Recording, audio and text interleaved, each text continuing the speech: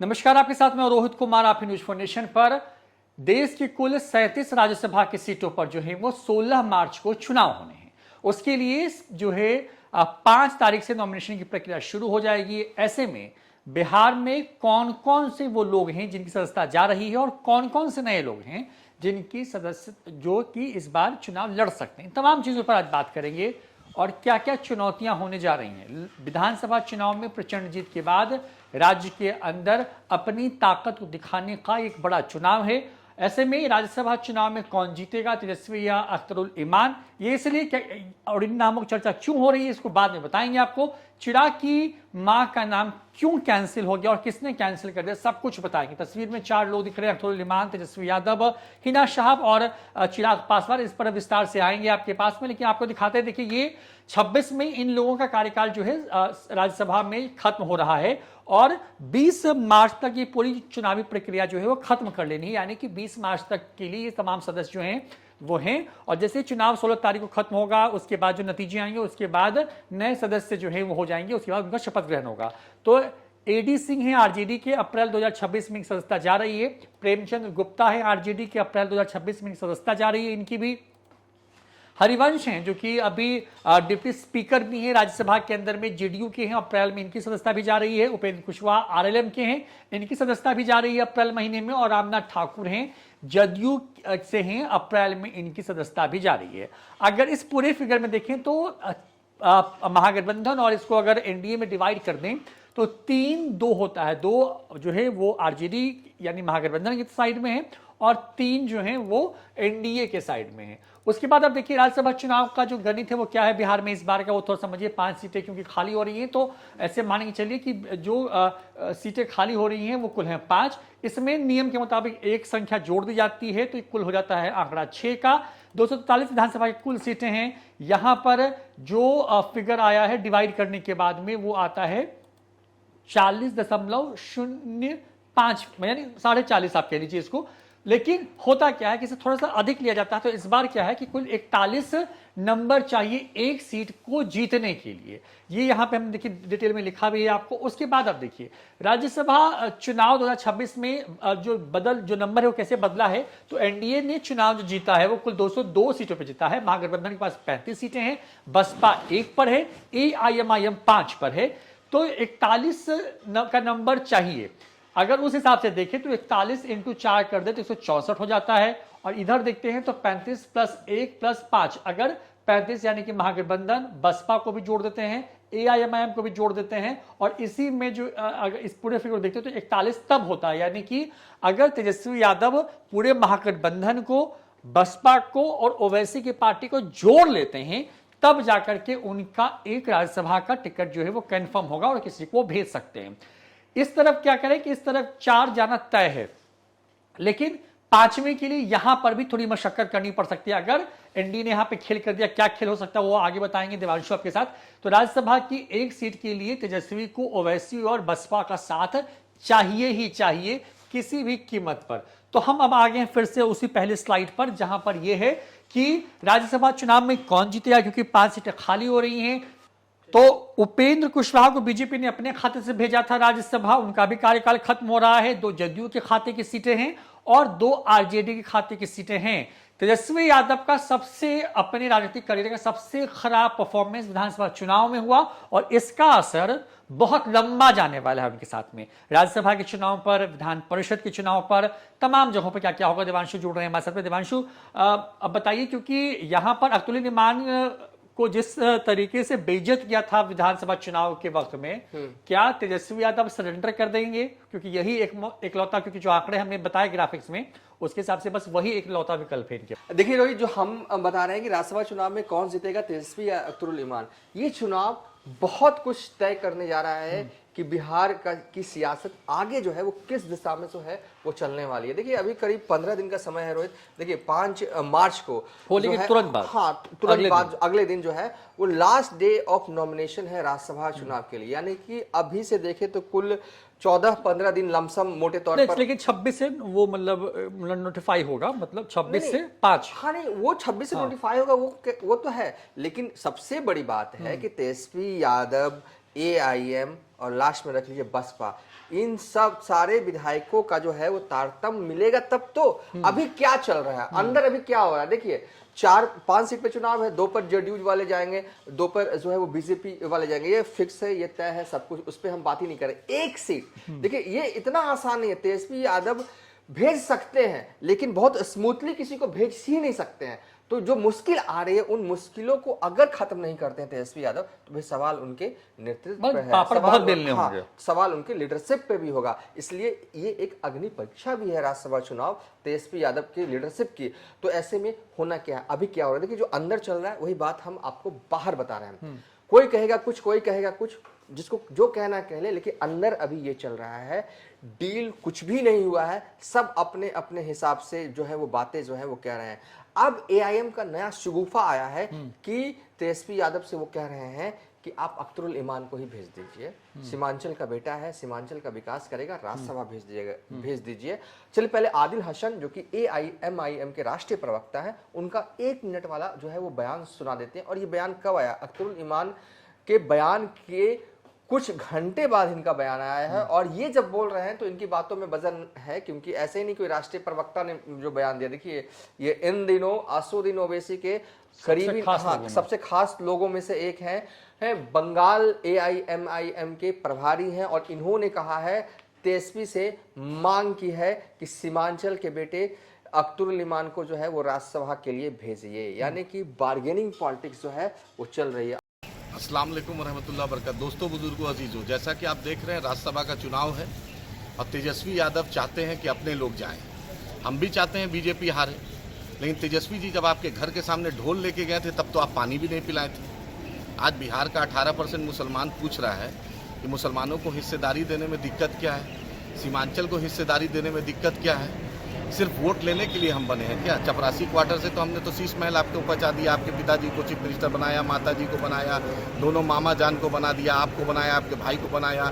जब जो लोकसभा चुनाव हुआ तो घर में 2 लोकसभा टिकट और मुसलमान को 2 लोकसभा टिकट। तो सीमांचली से किसी को दे दीजिए, सीमांचली के किसी बेटा को दे दीजिए राज्यसभा। इस बार अख्तरुल ईमानी को दे दीजिए, बहुत नज़दीक से लोकसभा हारे थे, तो अच्छा रहेगा। अख्तरुल ईमान साहब से बड़ा लीडर ऑपोजिशन कौन रहेगा, जो मुसलमानों की आवाज़, मजलूमों की आवाज़, सीमांचल की आवाज़, दलितों की आवाज़ हम अख्तरुल ईमानी साहब को दे दीजिए, अच्छा रहेगा। आप देखिएगा कि जलवे से अख्तरुल ईमान साहब बिहार का प्रतिनिधित्व करेंगे, वो जो हरियाणा का मुंशी मैनेजर से तो बेहतर ही रहेगा। बसपा वाले कहते हैं कि वो मायावती से जाके मिलेंगे, अभी हम महागठबंधन में नहीं हैं। वो भी ऐसा नहीं है कि एक अकेला विधायक है तो तेजस्वी यादव कहेंगे वोट दे देना और वोट दे देगा, ऐसे थोड़ी ना होता है। वोट की कीमत होती है, मतलब कोई ऐसा नहीं है ना कि हम गए और वोट दे दिया उधर, वो वाला हिसाब नहीं है। राज्यसभा है, आप जिसको वोट देंगे वो शख्स जो है वो राज्यसभा चला जाएगा, 5 साल के लिए राज्यसभा रहेगा, 6 साल के लिए, 6 साल सॉरी, हाँ 6 साल के लिए राज्यसभा रहेगा। तो बसपा वाले भी जो है वो अभी बार्गेन कर रहे हैं, लेकिन अभी अंदर ये चल रहा है। देखिए, तेजस्वी यादव चाहेंगे कि आरजेडी का ही कोई शख्स जो है वो राज्यसभा जाए, लेकिन अब चाहत सियासत में तभी पूरी होती जब आपके पास नंबर हो, और हर सिलसिले में चाहे, लेकिन यहाँ तो राज्यसभा चुनाव है, एकदम चाहिए। 5 विधायकों का सपोर्ट आपको नहीं मिलेगा, AIM के विधायकों का सपोर्ट नहीं मिलेगा, यूं ही नहीं मिलेगा, आपको कुछ देना होगा। अब सवाल ये है कि तेजस्वी यादव के पास देने के लिए क्या है। तो तेजस्वी यादव के लिए, क्योंकि अब हारे हुए जो लीडर होते हैं उनके पास देने के लिए बच ही क्या जाता है, बहुत कम होता है। क्योंकि इस साल 9 MLC मतलब 9 सीटें जो हैं वो बिहार विधान परिषद की विधानसभा कोटे वाली खाली हो रही है। कुल 27 सीटें हैं बिहार विधान परिषद में, विधानसभा कोटे से जो भरी जाती हैं। उन 9 सीटों में से जो है वो 8 सीटों पर जो है NDA वाले ही जाएंगे, 1 सीट वहां भी बच जाती है। और वहां पर जो है AIM वाले चाहते हैं कि आप जो है एक MLC जो है AIM के बना दीजिए, हम आपको अपने 5 विधायक का सपोर्ट जो है वो दे देंगे। लेकिन ऐसे नहीं ना है, मतलब ये कोई छोटी चीज नहीं ना मांग रहे हैं, मतलब AIM वाले ये कोई छोटी चीज नहीं मांग रहे हैं, वो मांग रहे हैं कि एक राज्यसभा के बदले एक MLC। और ये तेजस्वी यादव, ये इतना आसान, बहुत मुश्किल है, मतलब कि एक ही सीट है RJD के पास और एक सीट वो खुद न लड़के, और ये खुद कई लोग हैं जो बड़े बड़े नेता हैं जो बड़े बड़े जो उनका कार्यकाल खत्म हो रहा है। मतलब एमएलसी चुनाव पे तो हम 1 महीना पहले भी वीडियो अलग अलग सेपरेट से बना चुके हैं, सेम रिपीट करना नहीं चाहते।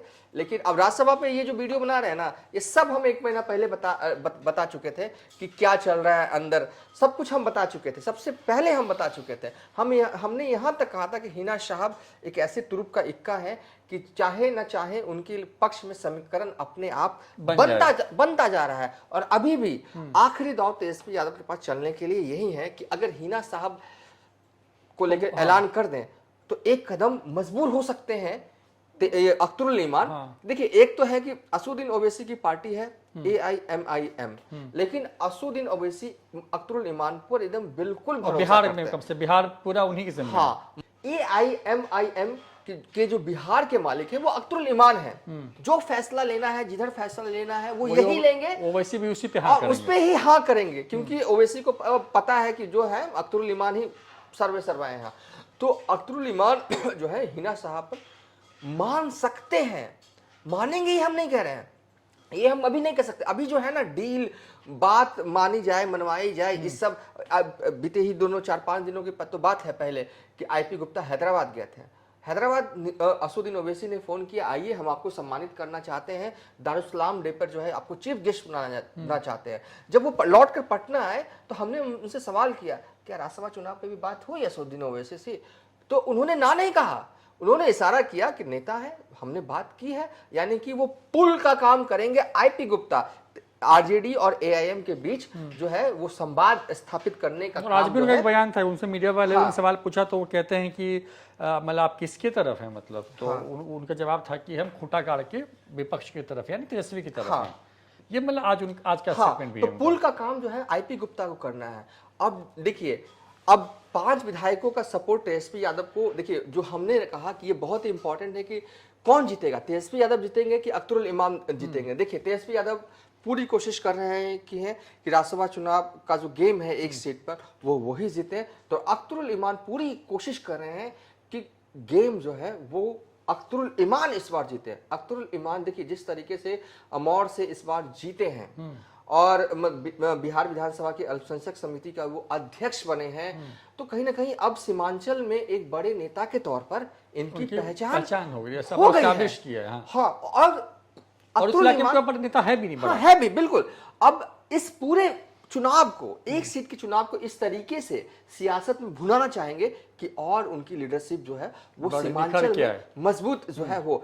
मतलब कि सियासत में हर दिन आपको खेलना होता है विदाउट रेस्ट। जो नेता रेस्ट कर गया ना, वो फिर उसका भविष्य जो है वो अंधकार में चला जाता है।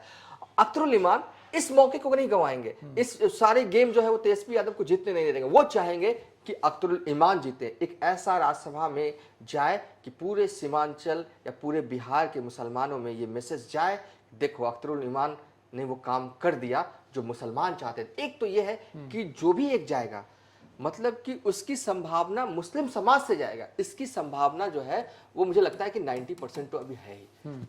ये तो तय है। तेजस्वी की मजबूरी भी और अख्तरुल ईमान भी यही चाहेंगे। हाँ, ये तो तय है। अख्तरुल ईमान क्या करेंगे, नहीं करेंगे, कैसे करेंगे, ये क्योंकि अभी ये मेकिंग इन प्रोसेस है। अभी जो है ना वो चीजें बन रही हैं, नेताओं के बीच में बातचीत हो रही है, पुल बनाने का काम हो रहा है, अभी कुछ भी लॉक नहीं हुआ। तो हम ये कह ही नहीं सकते कि ये शख्स जो है वो राज्यसभा जो है वो महागठबंधन की तरफ से ये उम्मीदवार हो सकता है। हम कोई 2-3 नाम भी नहीं ले सकते हैं अभी, क्योंकि अभी कुछ भी फाइनल नहीं हुआ है। तो हम कैसे ले ये अभी का अपडेट है। हाँ, अभी ये बस ये अपडेट हमने 1 महीना पहले भी चलाया था कि तेजस्वी यादव की मजबूरी ही सही, आज भी हम उस पर कायम है कि हिना साहब एक ऐसा नाम है कि अगर तेजस्वी यादव हाँ करते हैं, मतलब कि उतार देते हैं इनको, तो थोड़ी अख्तरुल ईमान हो सकता है कि एक बैक जो है इनके नाम पर चले जाए। क्यों चले जाए? कि हिना साहब की पकड़ जो है पूरे बिहार के मुसलमानों में है। नेता मानते हैं। हाँ, नेता मानते। अगर इनको राज्यसभा भेजने का ऐलान कर दे तो कहीं ना कहीं मतलब कि एक है ना कि अब ऐसे नहीं है कि ना कह देंगे तुरंत,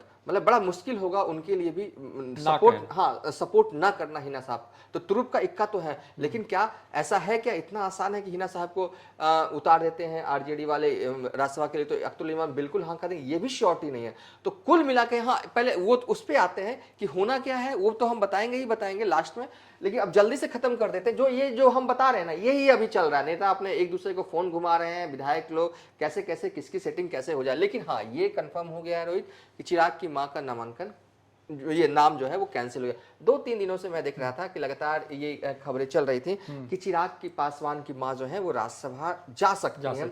एक सीट जो है वो लोजपा को मिल सकता है। पटना एयरपोर्ट पे हमने ये सवाल किया क्या लोजपा को ये सीटें मिल रही हैं? चिराग पासवान ने तो ये भी मुझे श्योर नहीं किया कि मिल रही हैं। हम ये नहीं कह रहे कि नहीं मिल रही, अगर मिलती हैं तो उनकी मां जाएंगे ही नहीं। कोई जरूरत ही नहीं है कि चिराग पासवान अपनी मां को भेजे। सीधे कह दिया कि मतलब पॉलिटिक्स में उनकी मां की कोई एंट्री एक तो चिराग ने ऐलान कर दिया। अगर चिराग ऐलान एयरपोर्ट पे नहीं करते मेरे सवाल पे, फिर भी मैं यहाँ पे खड़ा होकर अभी यही बोलता कि चिराग पासवान की मां जो है वो राज्यसभा नहीं जाएंगी, क्योंकि इतनी तो हम समझ चुके हैं चिराग के पासवान की पॉलिटिक्स करने कोई जरूरत ही नहीं है ना। कोई जरूरत बताइए ना, बिना मतलब क्यों किसी कार्यकर्ता को भेज देंगे तो एक मैसेज बिहार में सियासत में कोई चीज यूं ही नहीं की जाता है। मतलब एक ऐसे सियासत एक ऐसा गेम है कि हर दिन आपको खेलना होता है। तो चिराग पासवान ऐसा ही थ्रो बॉल क्यों, जब उस गेंद पे कोई बल्लेबाज छक्का मार सकता है तो यूं ही जाया क्यों होने दे, नहीं होने देगा। तो चिराग पासवान अपनी मां को नहीं बनाएंगे राज्यसभा, नहीं जा रही है राज्यसभा उनकी मां, ये कंफर्म हो गया। और यहां से अपडेट रोहित, आखिरी में हम बस यही कहेंगे कि अभी चीजें मेकिंग इन प्रोसेस में है। चिराग पासवान तेजस्वी यादव चाह रहे हैं कि उनका उम्मीदवार जो है आरजेडी का जाए एक सीट पर, लेकिन ये नामुमकिन सा है। अख्तरुल इमान ऐसे नहीं आरजेडी के उम्मीदवार को सपोर्ट करेंगे, मांग रहे हैं एक एमएलसी। अगर आप नहीं दे सकते हैं, अगर आपको दिक्कत है, तो फिर आप हमारे बताए हुए उम्मीदवार को राज्यसभा भेजिए। तो वो उम्मीदवार कौन है? तो उम्मीदवार फिलहाल आज की तारीख में अख्तरुल इमान खुद हैं, जो कि आदिल हसन कह रहे हैं। आदिल हसन का बयान सबसे ताजा है। देखिए, इससे पहले अख्तरुल इमान ने कहा कि एआईएम जो है अपने कैंडिडेट जो है उतारेगी। तो ये तो हो नहीं सकता क्योंकि 10 प्रस्तावक चाहिए, वो वाला टेक्निकल भी है। तो लेकिन अख्तरुल इमान अगर खुद लड़ते हैं तो वो उतर सकते हैं, ये भी टेक्निकल है। तो ओवरऑल अभी बहुत कुछ होना, बहुत पानी जो है वो बहना बाकी है। रोहित, वीडियो को वाइंड अप कर देते हैं। तो चलिए, इस वीडियो में हमने आपको क्या बताया? हमने आपको ये ज्यादा कुछ नहीं बताया, बस ये जरूर बताया कि अभी चीजें फाइनल नहीं हुई हैं कि एक सीट की, राज्यसभा की जो सीट है उस पर कौन जाएगा।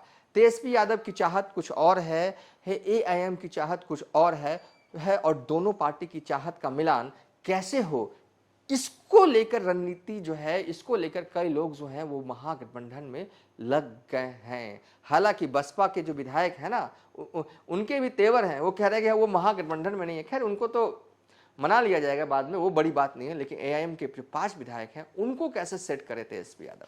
डील पर डील, ऑफर पे ऑफर, इधर से ऑफर वो, इधर से ऑफर वो, यही सब चल रहा है। फिलहाल ये बड़ा जरूरी हो चला है कि इस राज्यसभा चुनाव में कौन जीतेगा, अख्तरुल इमान जीतेंगे या तेजस्वी यादव जो है वो जीतेंगे। हमें लगता है कि तेजस्वी यादव को जीतना भी बहुत जरूरी है, और अख्तरुल इमान भी चाहेंगे कि इस चुनाव में जीत जो है उनकी हो। अगर वो इस चुनाव वो जीतते हैं, अपने पसंदीदा उम्मीदवार को अगर राज्यसभा भेजने में कामयाब हो पाते हैं, तो कहीं ना कहीं सीमांचल में नेता के तौर पर तो स्थापित हैं, और बड़ी उनकी ब्रांडिंग जो है वो हो जाएगी। फिलहाल अब तक के लिए इतना ही। आप देखते रहिए न्यूज़ फॉर नेशन।